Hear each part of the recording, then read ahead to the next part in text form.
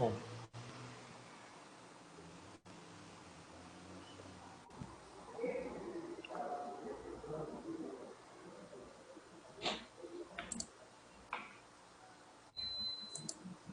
Vamos lá, já estamos ao vivo. Deixa eu só conferir aqui.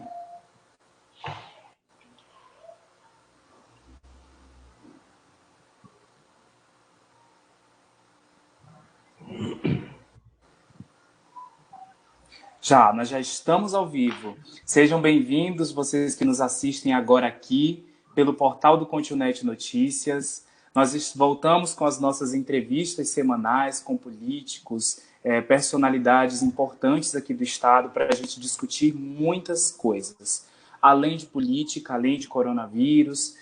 Então, nós temos muitas informações para compartilhar com você aí de casa, que nos assiste. E o meu convidado de hoje é o deputado e pré-candidato à Prefeitura de Rio Branco pelo MDB, Roberto Duarte. Deputado, seja bem-vindo, o espaço é seu aí para saudar o pessoal de casa, fique à vontade. Uma boa tarde, Everton. Quero primeiro agradecer a Deus a oportunidade de nós estarmos aqui nesse momento para um bate-papo, e agradecer pelo convite, agradecer a Continentes também pelo convite de estarmos aqui para esse bate-papo com todos que vão nos acompanhar hoje. Dar uma boa tarde a todos, desejar a todos que nós possamos ter aqui um momento de bate-papo descontraído, sério também, para que a gente possa tratar sobre o nosso mandato de deputado estadual, sobre a pré-candidatura e, principalmente, o momento pandêmico que estamos vivendo na nossa cidade, no nosso estado e no nosso país. É isso mesmo, deputado. Aproveitando que nós estamos vivenciando um momento muito difícil de perturbação, medo, insegurança, e a nossa figura hoje é o coronavírus, embora as eleições aí estejam se aproximando e nós temos muitas coisas sendo discutidas em vários âmbitos. Nós vamos falar um pouquinho sobre isso no primeiro momento, e depois a gente já parte para falar sobre as eleições de 2020. Deputado, a minha primeira pergunta, e aí eu quero que o senhor fique à vontade para falar sobre isso, a respeito do seu mandato, como é que tem sido lá na Assembleia Legislativa do Acre o seu trabalho com relação ao combate ao coronavírus. O Legislativo tem se movimentado como nessa direção, deputado? Olha, Everton, é de suma importância essa sua pergunta, para nós destacarmos o trabalho que o Parlamento, de forma geral, vem tendo desde o dia 17 de março, aonde eu, infelizmente, fiz o anúncio, primeiro a deputado a anunciar na tribuna da Assembleia Legislativa aqueles 3 primeiros casos que foram notificados no dia 17 de março deste ano. A Assembleia Legislativa tem atuado em conjunto. No primeiro momento, o governo do Estado encaminhou à Assembleia Legislativa a solicitação de decreto de calamidade pública, que foi votado na Assembleia Legislativa no mesmo dia, assim como outros projetos de importância para o Estado no combate à pandemia da Covid-19 também foram encaminhados à Assembleia Legislativa e foram votados da maneira mais rápida possível. Uma delas foi a manutenção no orçamento para que o governo do Estado pudesse dispor de acima de 92 milhões de reais, que nós fizemos uma votação também muito rápida dentro da Assembleia Legislativa, onde todos os 24 deputados estavam presentes e solidários a essa causa, lutando juntos. O meu mandato, que iniciou-se em fevereiro do ano passado, nós tentamos fazer ele da maneira mais propositiva possível. Eu faço as críticas construtivas quando necessário, e quando faço as críticas, Everton, é bom que todos que estão nos acompanhando possam ter conhecimento disso. Quando a gente faz uma crítica, a gente faz uma sugestão para a melhoria daquela crítica. Não é criticar por criticar, não é denegrir a imagem das pessoas, mas sim criticar o que nós entendemos que está errado. E muitas vezes, Everton, eu diria acima de 90%, 95% das nossas reivindicações e das nossas críticas construtivas na Assembleia Legislativa, elas são oriundas, inclusive, da população. que nos procura através das redes sociais, através do WhatsApp, Facebook, Instagram, enfim, todas as redes sociais, colocando as suas angústias, os seus anseios, as suas reivindicações. E nós, como representantes da população, não podemos deixar de dar a resposta na tribuna da Assembleia Legislativa do Estado do Acre. Nosso mandato tem sido propositivo nesse sentido. Na época da pandemia, da Covid-19, nós buscamos sempre apresentar propostas para ajudar o desenvolvimento no combate a essa pandemia que estamos vivendo. Então, todos aqueles projetos que foram encaminhados por parte do Executivo, do Governo do Estado do Acre, que faziam a defesa dos interesses da população, tiveram o nosso voto favorável. Tiveram a nossa luta a favor desses projetos. Assim como também, como outros deputados estaduais, apresentamos projetos que entendemos que eram necessários na ajuda deste momento pandêmico para ajudar a nossa população. Alguns deles foram aprovados, outros negados, e, enfim, e assim a gente vai trabalhando na Assembleia Legislativa do Estado do Acre. Perfeito. Deputado, aproveitando que o senhor falou desse trabalho, que é sempre em conjunto com o Executivo, e também levando em consideração a sua postura desde o início da sua candidatura e também durante o seu mandato no ano passado, ao longo desse ano também, de uma postura independente, como o senhor vem defendendo desde o início, eu gostaria que o senhor comentasse um pouco a respeito de como o senhor percebe o trabalho do Executivo, no caso, o trabalho do governador Gladson Cameli, no combate ao coronavírus. E também gostaria que o senhor comentasse a respeito do trabalho de combate a nível federal. Nós sabemos que o senhor foi um apoiador do presidente Jair Bolsonaro e também do governador Gladson Cameli. E aí, levando em consideração essa sua postura independente, como é que o senhor avalia o trabalho desses dois poderes? Eu vou fazer a avaliação no período da pandemia. É isso que você está me questionando, correto? Então, não vou fazer de uma forma geral, mas sim no período pandêmico. Com relação ao governo do Estado do Acre, ao nosso governador Gladson Cameli, do qual bem você colocou, eu apoiei, ajudei a eleger. O MDB, o meu partido, tem os 3 deputados estaduais mais votados, elegemos 2 deputados federais, elegemos um senador da República e, em bloco, apoiamos a eleição do governador Gladson Cameli. Neste momento de pandemia, eu vejo que o governador está muito esforçado em tentar ajudar a população, em tentar lutar para o combate a essa Covid-19, esse coronavírus. Mas eu vejo que existem alguns atropelos por parte de alguns secretários de Estado, alguns assessores, que ao invés de contribuir, de ajudar o governador, eles acabam atrapalhando o governo do Estado do Acre e, consequentemente, atrapalhando o governador Gladson Cameli.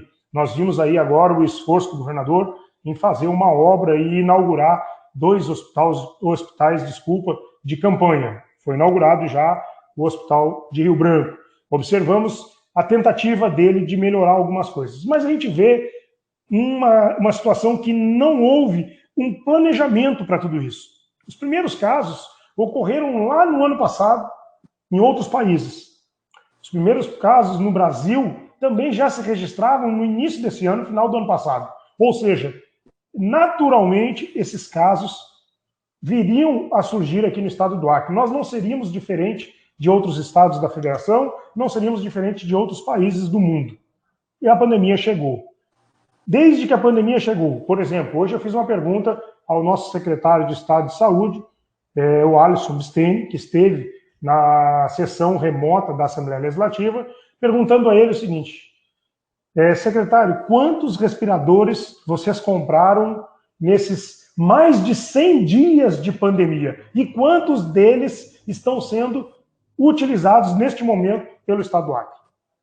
Ele me disse que houve uma operação em conjunto para a compra de respiradores com o Ministério Público do Trabalho e que até agora, até o momento, esses respiradores não chegaram.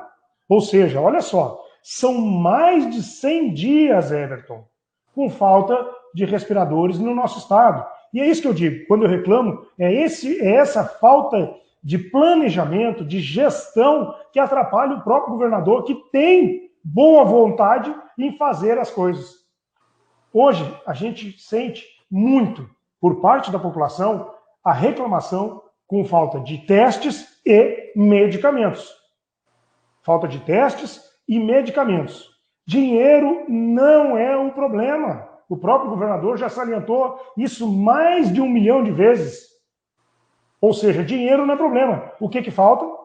Na minha compreensão, no meu singelo entendimento, falta ainda gestão. Falta ainda planejamento. E, é claro, o governador tem secretários para quê?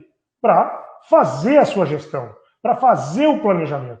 Então, quando a gente reclama, quando a gente critica do governo, é justamente pela falta de assessoramento que ele vem tendo por alguns aspectos. E aqui eu posso salientar a você, já levando para a esfera federal, como você me perguntou, do governo federal, do atual presidente Jair Messias Bolsonaro, do qual eu apoiei também nas eleições. Muitas pessoas têm feito inúmeras críticas, queixas com relação ao presidente da República. Mas eu digo a você, assim como o senador Márcio Bittar, digo que o presidente tem atuado de forma a ajudar os estados. E o estado do Acre foi um dos estados muito contemplado com o governo federal. Já foram enviados para o governo do estado do Acre e os 22 municípios, desculpa, o governo do estado do Acre, mais os 22 municípios, mais de 340 milhões neste período pandêmico. Nós temos aqui uma relação, que eu não vou ler ela toda, mas do governo federal, de todos os itens que o governo federal encaminhou para nós. Eu posso te dar alguns exemplos. Testes de RT-PCR, mais de 69 mil testes. Testes rápidos, mais de 25.300 testes rápidos. São mais de 153 mil máscaras cirúrgicas.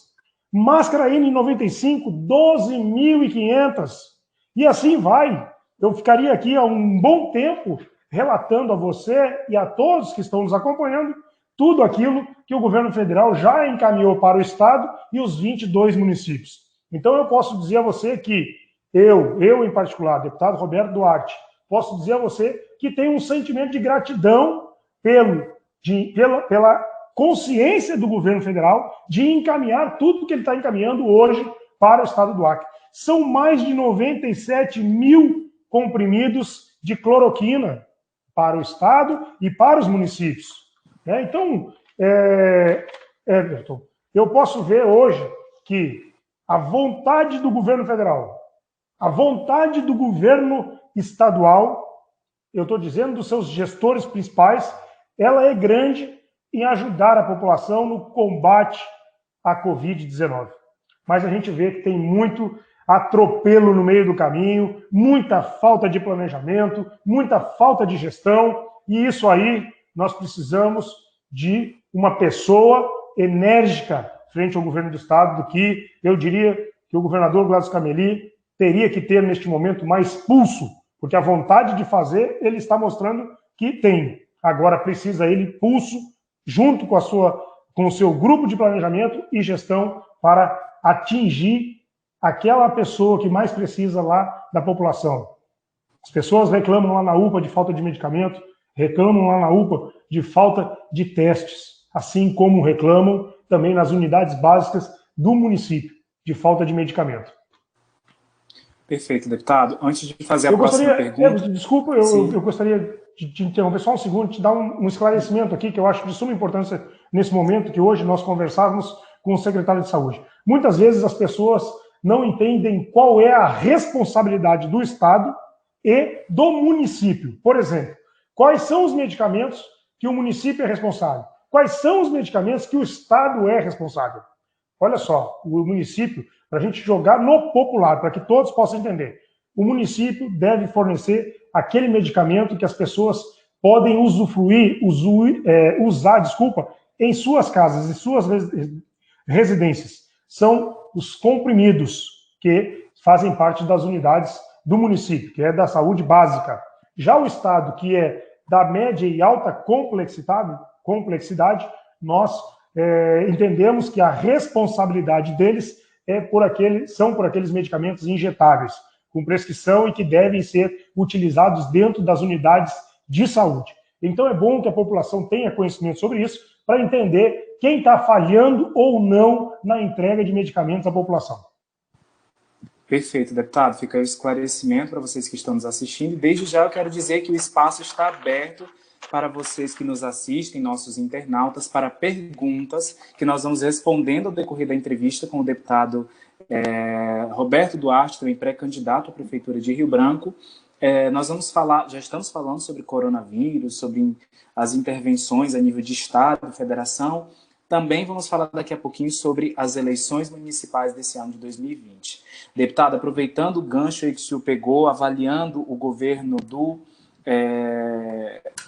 Gladson Cameli, também a nível federal, do presidente Jair Bolsonaro, vamos agora voltar aqui para o nosso estado para a gente falar um pouquinho, nesse sentido, do governo estadual, sobre o projeto aí de flexibilização, né, gradativo das atividades comerciais, essa reabertura que está sendo aí tão comentada, tão debatida nas redes sociais, gerando polêmicas discussões.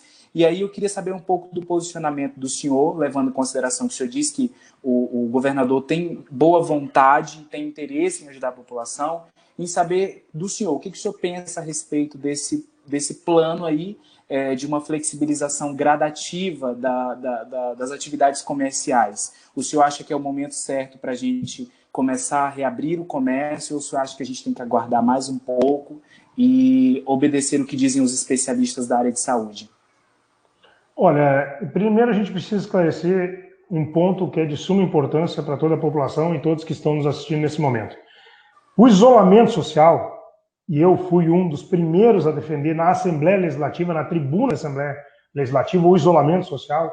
Inclusive tem nas minhas redes sociais vídeos onde eu estimulo as pessoas a ficarem em casa quando possível, né, defendendo também esse isolamento social. Ele foi feito para quê? Para que o Estado e o município e o governo federal tivessem condições de criar uma estrutura no Sistema Único de Saúde, no SUS, para atender a população, criando mais leitos, mais UTIs e tendo condições de fazer os testes, testar a população de forma maciça e também de fazer o primeiro atendimento com medicamento a toda a população. Então, ou seja, o isolamento social, ele foi criado em todo o mundo para isso, para se preparar para retornar posteriormente a esse isolamento. Nós iniciamos esse isolamento social há mais de 100 dias. Há mais de 100 dias. E a grande pergunta hoje, a grande questão hoje, a grande interrogação hoje é: o governo municipal, o governo estadual e o governo federal estão preparados para receber uma flexibilização do comércio? A grande pergunta que a gente se faz é essa. Ou seja, quantos leitos de UTI nós aumentamos no estado do Acre? Nós temos medicação e testes suficientes para atender a nossa população? Primeira questão é essa. Mas eu entendo também o seguinte, Everton, e aí um posicionamento pessoal. Eu entendo o seguinte: hoje nós estamos pedindo para as pessoas ficarem em casa. São mais de 100 dias dentro das suas residências. Hoje é dia 30 de junho. Hoje vence o IPTU, por exemplo, do município de Rio Branco. Não houve prorrogação. E eu lhe pergunto, como os autônomos, como os profissionais liberais, como os comerciantes que estão com seus imóveis, aliás, com seus comércios, e sem poder trabalhar em casa, vão pagar? É uma questão que tem que se colocar para a população. O IPVA está vencendo. Se você não pagar em dia, você vai pagar multa e juros sobre esses valores. Então, isso aí, a gente tem que saber como é que vai acontecer. Nós temos que entender. Então, quer dizer, qual é a parte do Estado nesse sentido? Qual é a participação do município? Porque é muito fácil eu ir para as redes sociais, eu ir para a imprensa e defender, que as pessoas permaneçam em casa, fiquem isoladas, que as suas contas estão vencendo e que vão cair do céu. O Estado, o município, a União tem que ter um planejamento econômico para ajudar essas pessoas. Mas eu também sou um defensor, atualmente, do início de uma flexibilização. De uma flexibilização gradual e segura, obedecendo com isso todas as regulamentações e normas da Organização Mundial de Saúde, a OMS. Os próprios empresários acrianos já fizeram um documento, entregaram ao governador do estado do Acre, aonde eles colocam mais regras que a própria Organização Mundial de Saúde para começar a se planejar uma flexibilização. O que acontece hoje é o seguinte, o governo e o município dizem assim, pessoal, vamos prorrogar e continuar em casa, mas não chama o empresariado, não chama as pessoas para dizer sequer sobre um planejamento de abertura daqui 6 meses, 1 ano, 2 dias, mas tem que se ter um planejamento. Tem que se trazer esperança para essas pessoas. Porque nós precisamos pagar as contas e é muito fácil. Eu sou, hoje, temporariamente servidor público e eu tenho meu dinheiro todo final de mês lá caindo. Mas amanhã ou depois, se nós continuarmos em isolamento social, as pessoas não terão mais dinheiro, não pagarão mais seus impostos, não consumirão nas ruas e o dinheiro vai parar de chegar no Estado também. E aí correrá o risco do próprio servidor público não ter mais o seu dinheiro garantido no final do mês. E isso tudo nos preocupa.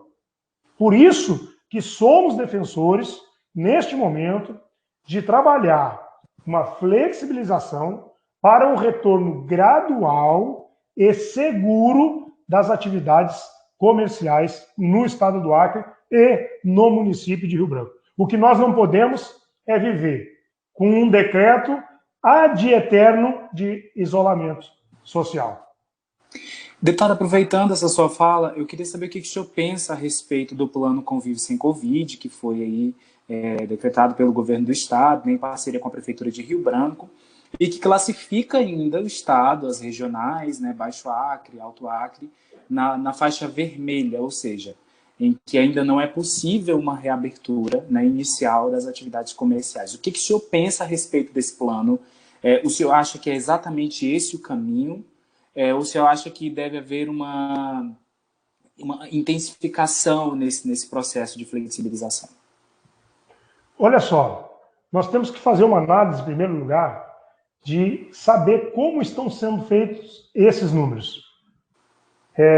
Tem uma coisa que me chama a atenção, e eu preciso deixar para vocês isso muito claro, quando se há a prorrogação dos decretos de isolamento, infelizmente, nesses dias, o número de óbitos, eles elevam muito. No dia que foi prorrogado o último decreto de isolamento, por exemplo, nós tivemos um número, como é que eu diria assim, o maior número de óbitos naquele dia, que foram 16 óbitos. No dia seguinte, esses números já reduziram, e sempre se mantém mais reduzido. São coisas estranhas que acontecem com números, e nós precisamos de mais transparência nisso. Antes, na decretação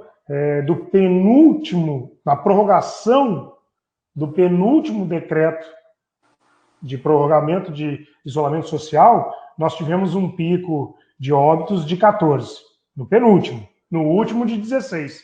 Mas, tirando isso, nós temos uma média de 7 óbitos diários. Bom, como é que a gente leva isso? De que forma, como é a fórmula desse cálculo? Para a linha vermelha, para a linha amarela e para a linha verde. Como é a fórmula do cálculo? E da onde são esses cálculos? Da onde vêm esses números? Quem edita esses números? Então é isso que nós precisamos fazer uma análise para saber se este é o melhor caminho para nós buscarmos uma flexibilização ou não das atividades do comércio. Algumas pessoas me perguntam, Everton, deputado, o comércio está fechado e estão ocorrendo óbitos. Por que isso? Deputado, o comércio pode abrir e o número de óbitos pode aumentar ou pode diminuir. Será que isso será em decorrência da abertura do comércio? Então, são várias análises que tem que se fazer. Nada hoje, com relação à pandemia que nós estamos vivendo, é igual matemática, 1 mais 1 é 2. Nada, um dia a gente vence uma batalha, outro dia a gente perde outra batalha, e aqui eu preciso, mais uma vez, reiterar a minha solidariedade a todas as famílias que perderam um ente querido. Nós sentimos isso toda vez. Sentimos. Quem é que não fica comovido? Quem é que não sente no seu emocional toda vez que uma família perde um ente querido? Nós temos esse sentimento diário. E nós, com uma responsabilidade ainda um pouco maior por estarmos hoje num mandato, por exemplo, de deputado estadual, às vezes no mandato de vereador, de prefeito, de governador. Eu acredito que todos sentem em dobro essa perca que todos também estão sentindo. Certo, deputado. Teve um projeto de lei aprovado aí na LEAC que chamou a atenção, aproveitando que a gente está falando sobre flexibilização, né?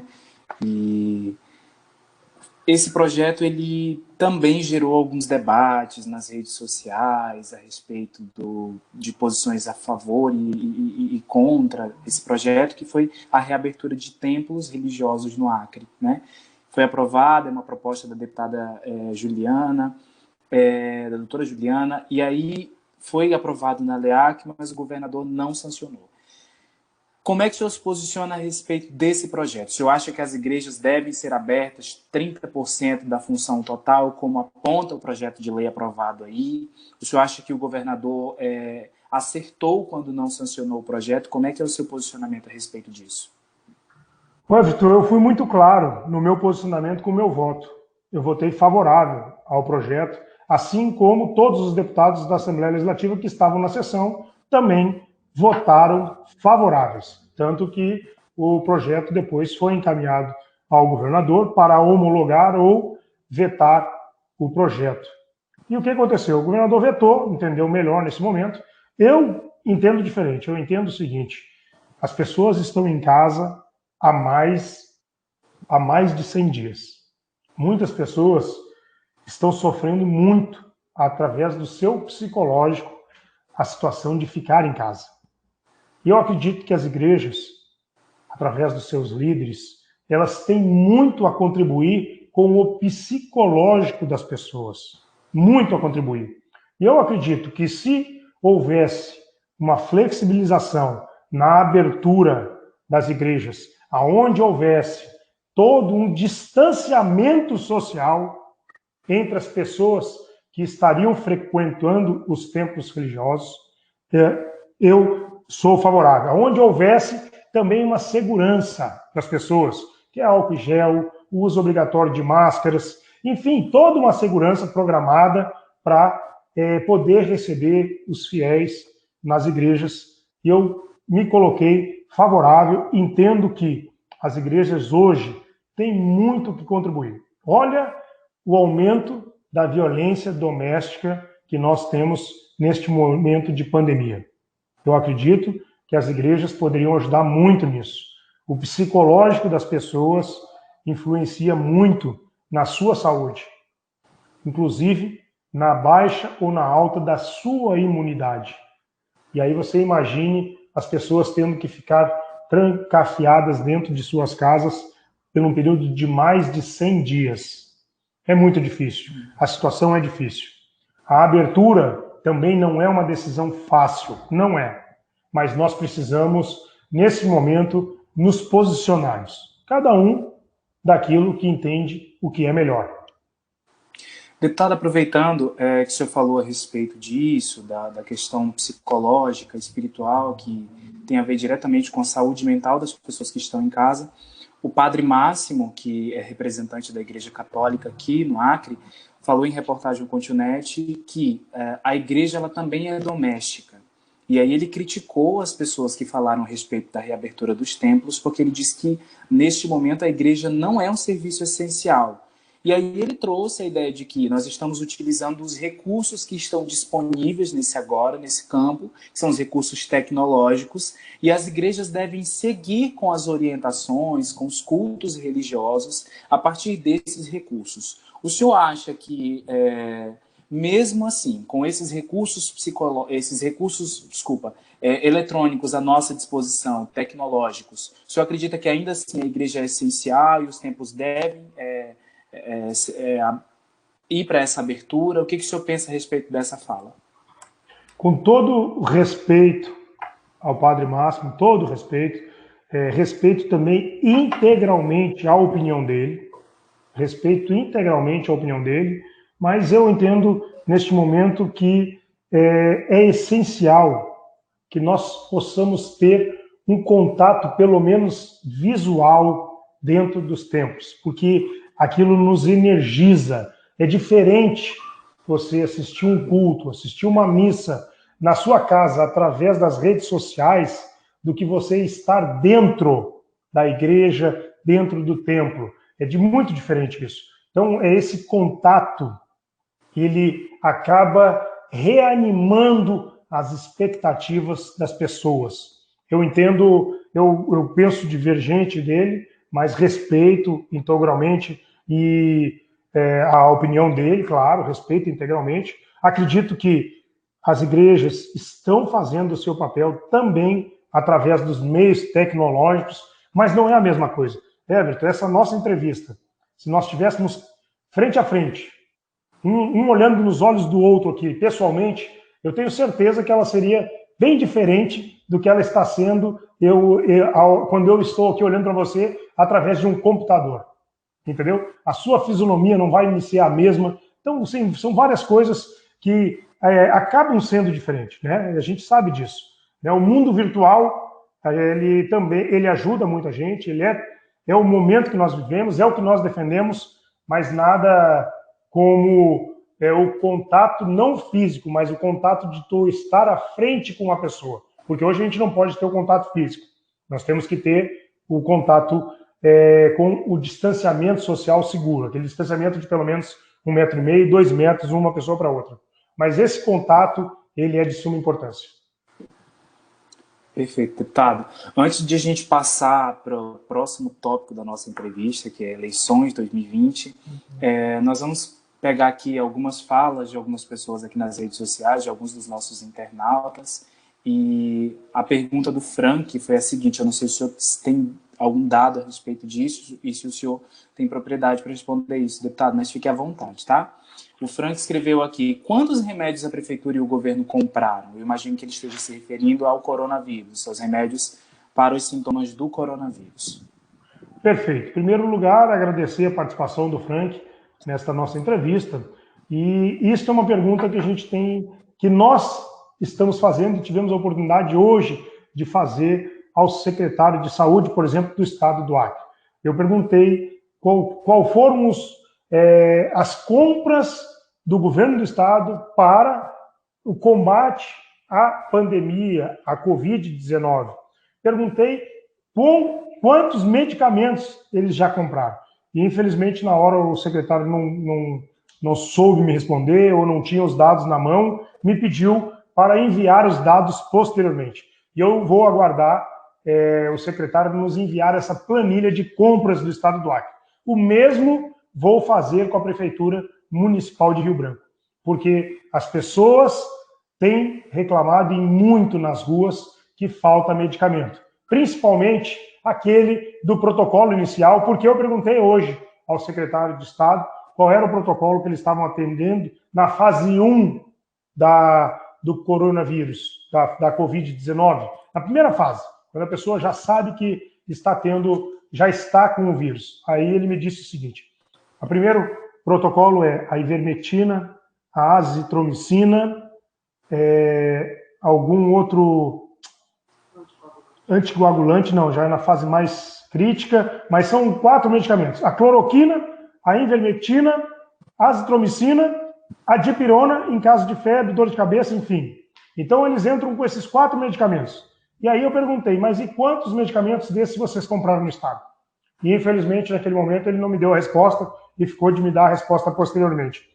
E esse protocolo, eu fiquei feliz em saber que esse protocolo estava sendo utilizado aqui no estado do Acre. Porque esse protocolo está sendo utilizado em outras cidades e está diminuindo muito os índices de agravamento da doença. Quando você descobre que está com a Covid-19, está infectado, já entra logo com a ivermectina, azitromicina, cloroquina, e aí a dipirona, enfim, algum outro medicamento para o paracetamol, para a dor de cabeça, febre, enfim. Mas eu vou ficar devendo essa resposta porque o próprio executivo municipal não soube me responder ainda e o próprio executivo estadual não me passou essas planilhas ainda. Mas eu posso lhe dizer que o governo federal encaminhou para o estado do Acre 97 mil comprimidos de cloroquina, 97 mil comprimidos de cloroquina e mais de 40 mil comprimidos de oseltamivir. Foram esses medicamentos encaminhados para o estado e os municípios do estado do Acre pelo governo federal. Perfeito, deputado. Desde já eu quero agradecer as pessoas que estão enviando aqui mensagens no nosso ao vivo aqui no Facebook. Também quero dizer que nós estamos em um bate-papo com o deputado Roberto Duarte, pré-candidato à Prefeitura de Rio Branco, para vocês que estão agora entrando nessa live. E agora nós vamos para a segunda parte dessa entrevista, que não temos como fugir desse assunto, porque nós estamos falando de 2020 e é um ano eleitoral, é um ano pandêmico, como diz uma amiga, mas também é um ano eleitoral. Então, deputado, nós sabemos que o senhor é a proposta do MDB para disputar a Prefeitura de Rio Branco. O MDB até o momento permanece com a sua pré-candidatura, e aí eu quero saber do senhor o que foi que motivou a essa busca, a essa vontade de disputar as eleições esse ano, estando em um cargo no Legislativo. Olha só, Everton, a gente foi vereador do município de Rio Branco, a nossa capital, por um período de 2 anos. Nesses 2 anos, nós rodamos todas as ruas da nossa capital, rodamos todos os bairros da nossa capital, visitamos todas as unidades básicas de saúde do município, visitamos todas as creches e todas as escolas de ensino fundamental. Reivindicamos, apresentamos na Câmara Municipal de Rio Branco mais de 12 mil proposições. Mais de 12 mil proposições, mostrando os problemas da nossa cidade e pedindo à Prefeitura que solucionasse os problemas da nossa cidade. Em 2018, fomos eleitos deputado estadual. Estamos aí há praticamente 1 ano e meio de mandato de deputado estadual, aonde no primeiro ano também apresentamos cerca de 1.000 proposições para o estado, na sua grande maioria para a capital Rio Branco. E recebemos o convite do nosso partido, o MDB, para ser pré-candidato a prefeito do município de Rio Branco. No primeiro momento, eu fiquei muito apreensivo com esse convite. Mas eu fui conversar com a minha família, fui conversar com meus amigos, conversar com a população a qual eu tive acesso naquele primeiro momento. E a nossa ideia, depois de aceitar o convite, o desafio de ser pré-candidato a prefeito de Rio Branco, foi de que agora nós podemos, na qualidade de executivo, parar de reivindicar e sim buscar solucionar os problemas da nossa cidade. Nós nunca diríamos que nós vamos resolver todos os problemas da nossa cidade. Seria uma irresponsabilidade minha dizer que nós vamos resolver todos os problemas da nossa cidade. Mas nós conhecemos os problemas da nossa cidade e nós sabemos que podemos melhorar e buscar resolver muito dos problemas que temos na nossa cidade. Nós queremos implementar um serviço público municipal de melhor qualidade.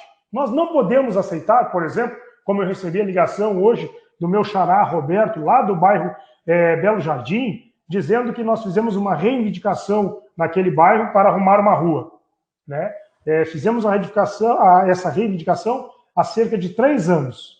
Depois reiteramos. Agora, na qualidade de deputado, reiteramos. Aí, o município, a prefeitura, foi lá fazer a manutenção na rua. Depois da 3ª reivindicação nossa para o conserto dessa rua. Aí, o cidadão me liga lá, o Roberto, lá do Belo Jardim, diz assim: deputado, o serviço que fizeram aqui é de péssima qualidade. Não vai durar nem 30 dias. Não taparam sequer os borrachudos que tinha aqui. E aí, meu amigo, nós somos pré-candidato a prefeito justamente por isso, para buscar um serviço de melhor qualidade para o nosso município de Rio Branco. Foi esse o motivo de nós aceitarmos o desafio de ser pré-candidato a prefeito da nossa capital. Certo, deputado. Daqui a pouco eu quero que o senhor fale mais um pouquinho a respeito das propostas, né? Nós vamos adentrar a isso, levando em consideração que o senhor é um parlamentar que se aproxima muito do povo. A gente vê isso nas suas redes sociais, o seu trabalho respondendo cada comentário lá nas postagens no Facebook também. Mas antes disso, eu queria falar um pouquinho sobre o MDB nesse cenário político atual aqui no Estado, levando em consideração que nós temos muitos partidos firmando alianças e até se retirando das eleições majoritárias deste ano. E aí eu queria saber se isso pode acontecer com o MDB. Se o MDB permanece com o seu nome e isso vai até o fim, ou se há uma possibilidade de se retirar das eleições majoritárias nessas eleições de 2020. Bom, o Everton, muitas pessoas fazem essa pergunta. Eu acho que toda entrevista eu respondo essa pergunta. O MDB tomou uma posição e a nossa pré-candidatura ela é inegociável e irrevogável. O que eu quero dizer com isso?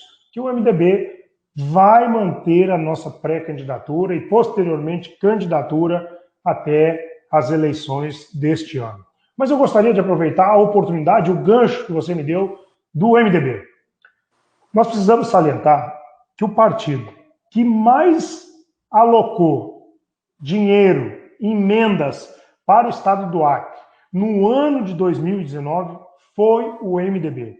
Nós temos 2 deputados federais que são muito atuantes.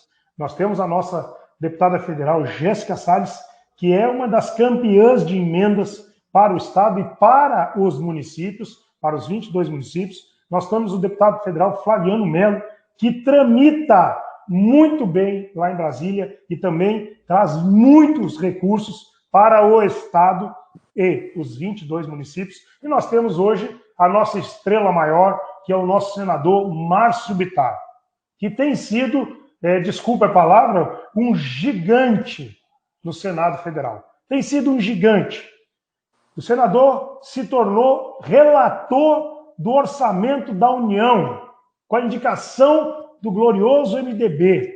Olha a importância do nosso senador Márcio Bittar hoje em Brasília e a importância dele para o governo do estado do Acre. O governador Gladys Cameli, na minha concepção, tem muito que agradecer ao glorioso MDB, porque, repito, é o partido que mais trouxe dinheiro para o estado do Acre, é o partido que mais viabilizou dinheiro nesse momento de pandemia para ajudar no combate à Covid-19 no estado do Acre.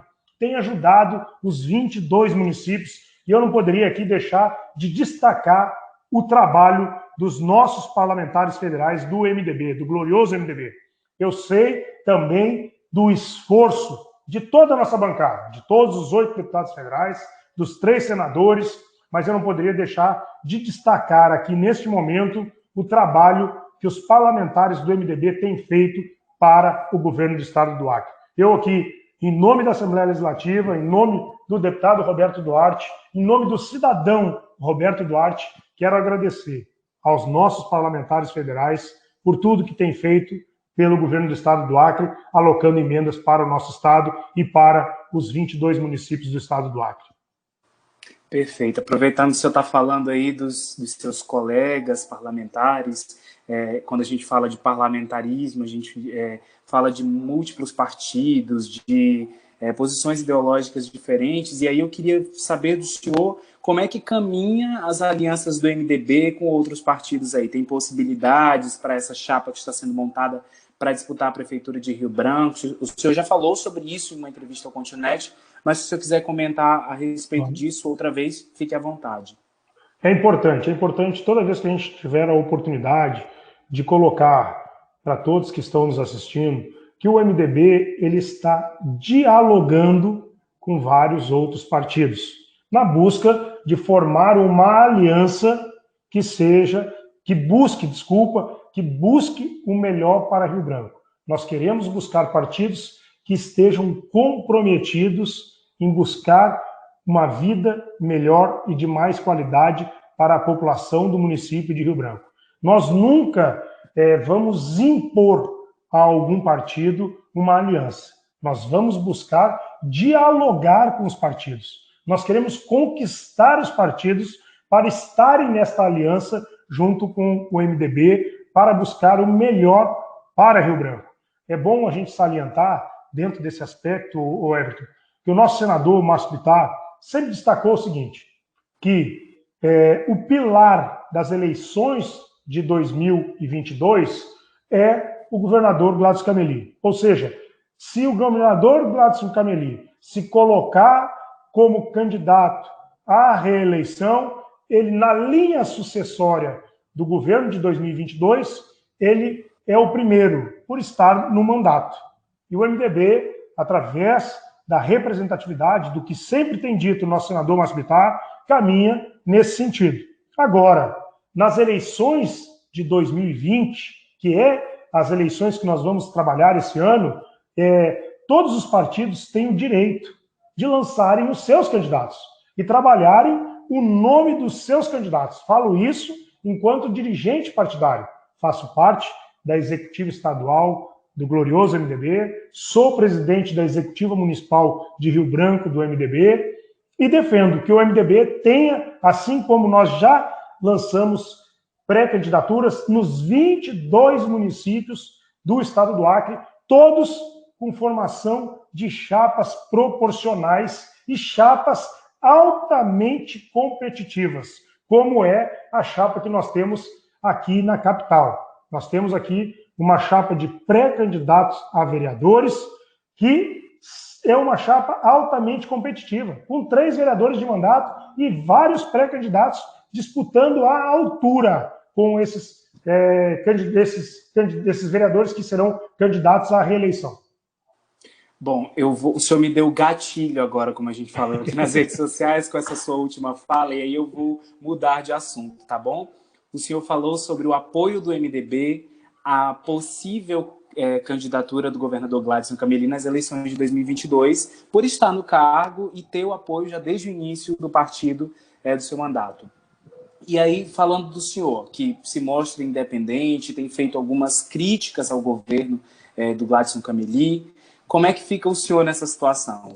Hoje, olhando, eu sei que é difícil, porque tem muita água aí para passar por debaixo dessa ponte, mas o senhor também se coloca nessa posição de apoiar o governador caso ele venha a concorrer em 2022? Como é que é isso aí? Olha só, eu ajudei a eleger o governador e já deixei isso muito bem claro. Assim como o meu partido, o MDB, foi aquele que mais contribuiu na eleição do governador Gladys Cameli, hoje é o que mais contribui alocando emendas para o governo Gladys Cameli, e assim, como eu tenho dito, eu faço as críticas construtivas. Eu tenho um diálogo com o governador através de críticas construtivas, quando tem que ser feito críticas, e elogios, quando tem que ser feito elogios. Não é porque eu ajudei a eleger o atual governo que eu vou dizer amém a tudo que ele faz, em forma alguma, em hipótese alguma. Tanto é que eu, no primeiro dia que tive a oportunidade de dizer ao governador, disse a ele: governador, quem tem que montar o seu time é o senhor. Quem tem que montar o seu time é o senhor junto com os partidos que ajudaram a lhe eleger. Mas não os parlamentares, não outras pessoas. Dessa forma, eu abdico de fazer indicação de qualquer cargo ao seu governo. Porque também, na hora que eu tiver que lhe cobrar, eu vou lhe cobrar. Na hora que eu tiver que lhe criticar, eu vou lhe criticar. E se o governador for candidato, à reeleição, e o glorioso MDB, puxado pelo senador Márcio Bittar, que defende essa tese, tiver com ele, ele terá, sim, o apoio do deputado Roberto Duarte, ou, quem sabe, prefeito Roberto Duarte. Ok. Então vamos voltar a falar sobre... Eu sou partidário, Everton, eu preciso deixar claro isso, tá? O que o meu partido tomar de decisão, eu vou acompanhar o meu partido. Se o nosso líder maior hoje, a nossa estrela maior hoje, diz que na linha sucessória para 2022, o primeiro nome está Gladys Cameli e que a gente tem que acompanhar, nós vamos acompanhar. Isso aí não tem problema nenhum. Eu vislumbro que criticando o governo, eu estou ajudando muito mais ele do que só dizendo amém para tudo que está acontecendo. Perfeito, deputado. Então vamos voltar, antes de encerrar a nossa entrevista, para aquilo que é proposta sua para o Executivo Municipal, que é a sua pré-candidatura agora e a sua candidatura mais futuramente. Me fale um pouquinho sobre, se o senhor quiser destrinchar mais isso das suas propostas para a Prefeitura, para a cidade de Rio Branco.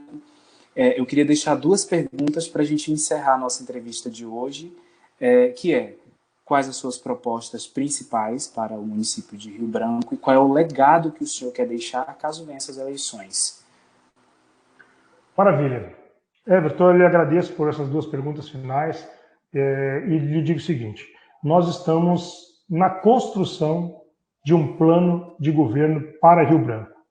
Como a gente está vivendo esse período de pandemia, nós não podemos nos reunir, nos aglomerar com as pessoas, nós formamos uma ideia e criamos uma plataforma digital, que será lançada agora na próxima semana, uma plataforma digital que as pessoas vão poder ajudar a construir esse plano de governo, trazendo propostas para esse plano de governo, e ele será feito um plano de governo de maneira que ele seja execuível, que a gente possa realmente cumprir com as propostas que nós vamos lançar nesse plano de governo. Mas eu quero primeiro destacar que as propostas eu quero dar a preferência à nossa população, à nossa comunidade. Nós vamos pedir um debate aberto através das redes sociais com a população e também através dessa plataforma digital de plano de governo que nós estamos lançando para que a população possa nos ajudar a construir esse plano de governo e trazer propostas para a nossa campanha posteriormente. Eu posso lhe dizer que sei dos problemas de Rio Branco. Nós sabemos dos problemas que nós enfrentamos hoje com infraestrutura, com a saúde, enfim, com vários problemas que nós temos na nossa cidade. Sabemos dos problemas de saneamento básico e tudo mais. Mas no momento que eu aceitei o desafio de ser pré-candidato a prefeito da nossa capital, a primeira coisa que me veio à cabeça foi que cidade que eu quero. E a cidade que eu defini que eu quero é uma cidade inteligente e economicamente viável. Dentro desse aspecto, nós vamos criar as nossas propostas para levar para a população.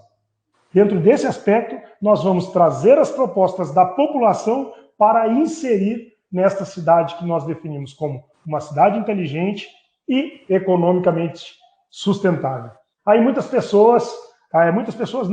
pessoas lá atrás criticavam, né? Pô, falar em cidade inteligente num momento desse, que nós temos uma cidade esburacrada, que nós temos uma cidade que a cada 10 casas, 8 não tem saneamento básico, onde numa cidade que nós temos problema de iluminação pública, que nós temos falta de medicamento, falta de médico, enfim, vários problemas estruturais, e aí as pessoas criticavam. E aí nós entramos num momento de pandemia que o que mais se solucionou de problemas foi através da tecnologia, através das redes sociais. É o que nós estamos fazendo agora, Everton. Isso aqui tem tudo a ver com uma cidade inteligente. Nós estamos fazendo uma entrevista online, através de uma plataforma, de um app online. Enquanto a gente defendia isso lá atrás, muito antes de se pensar em pandemia, nós já pensávamos como poderíamos melhorar a qualidade de vida do cidadão rio-branquense através da tecnologia. Então, isso aí ficou muito atual. O que nós falávamos, o que nós defendíamos lá antes da pandemia, se tornou muito mais atual do que aquele momento que nós já dizíamos. Uma cidade sustentável é de suma importância. Eu posso lhe dar um exemplo. Um exemplo, não é uma proposta, mas é um exemplo de uma cidade sustentável. Nós temos ali, por exemplo, a praça de alimentação do shopping center, quando ele estava em funcionamento, quando estava tudo normal, não tem nada a ver com o período de pandemia. Aonde ele produzia muito óleo e que não era mais para ser reutilizado, para ser utilizado. E aí a gente para pensar o que eles fazem com aquele óleo. Aonde eles jogam aquele óleo depois de utilizado? Aquele óleo ele pode ser feito através do município, através de uma organização com o município, ser recolhido pelo município e ser distribuído para a população de baixa renda para que eles possam produzir, por exemplo, sabão. Isso é tornar uma cidade sustentável. E também economicamente sustentável. Então são várias propostas, vários aspectos. Se eu adentrar aqui, nós teremos que ter muito tempo para debater isso. Não dá para debater, não é esse o momento também de se debater essa questão. E quero deixar como legado para a população do município de Rio Branco de um prefeito que realmente trabalhou e buscou melhor qualidade de vida para a sua população.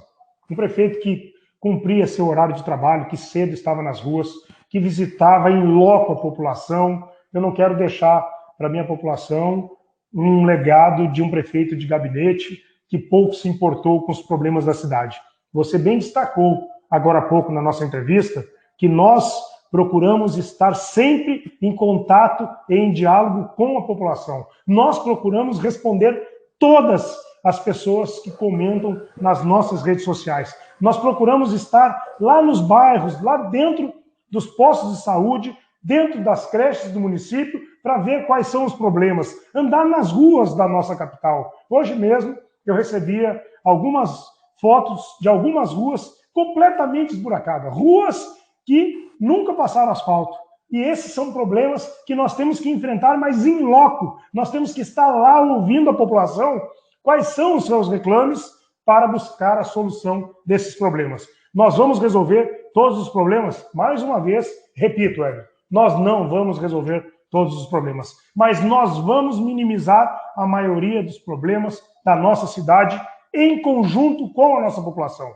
Eu quero ser lembrado como um prefeito que estava lado a lado do seu povo, buscando solucionar os problemas da sua cidade. Esse é o deputado estadual Roberto Duarte, pré-candidato à Prefeitura de Rio Branco pelo MDB, aí a proposta do partido para a Prefeitura da capital. Deputado, muito obrigado pela entrevista, obrigado por sempre estar disponível para o Continente. Nós sabemos da sua disponibilidade, reconhecemos isso e queremos, neste momento, informar as pessoas que estão nos assistindo, a partir do boletim oficial da Secretaria Estadual de Saúde, que nós temos 107 novos casos de coronavírus nesta terça-feira e mais 4 mortes registradas, de acordo com o órgão. Você pode conferir essa entrevista daqui a pouquinho na nossa página aqui no Facebook, vai ficar salvo. O deputado Roberto Duarte também tem mais informações lá nas páginas dele do Instagram, do Facebook. Você pode acompanhar também o mandato dele por lá, como que estão se desenrolando aí as coisas. E você também pode acompanhar outras notícias que não tem a ver só com coronavírus ou política, aí no nosso site, www.continentenoticias.com.br. Deputado, quero deixar o espacinho aqui de 2 minutos para o senhor. Fique à vontade para se despedir, deixar uma mensagem. O momento é seu, a bola é sua. Bom, primeiro, novamente, me solidarizar com todas as famílias que perderam seus entes queridos. Hoje nós tivemos aí, e se não me falha a memória agora, são 4 novos óbitos nas últimas 24 horas, é isso, Everton? Isso mesmo. Então, obrigado, querido. Então, é me solidarizar também com as famílias que perderam seus entes queridos, dizer a todos que esse sentimento de dor bate na gente a todo momento, a cada hora que a gente vê uma notícia nesse sentido, nós ficamos apreensivos, nós oramos a Deus neste momento por todas as famílias, para que Deus conforte o coração de todos, né? E desejamos nesse momento, agradecemos mais uma vez a Deus também a oportunidade de poder fazer esse bate-papo aqui e finalizo agradecendo você, Everton, pelo convite, agradecendo a Continet pelo convite, pelo espaço que vocês estão nos cedendo. Eu tive esse final de semana uma entrevista por escrito com o Simon, agora esse bate-papo ao vivo com você. Agradecer a todos da Continet, a redação, enfim, os proprietários, dizer que nós estamos à disposição 24 horas de vocês e de toda a nossa população. Quero dizer à população que está nos assistindo nesse momento que o nosso mandato é para defender os interesses da nossa população. Entrem em contato com a gente através das redes sociais, visitem o nosso gabinete. Nós estamos sempre à disposição para lutar por melhorias para a nossa população. Muito obrigado, fiquem todos com Deus, um forte abraço em cada um que nos assistiu hoje aqui. Um grande abraço, obrigado. De nada, mais uma vez, muito obrigado. E para vocês que nos assistem, Continet é assim, o Acre todo em um só lugar. Muito obrigado, tchau, deputado, e você nos acompanha aí no site e nas nossas redes sociais. Tchau, pessoal.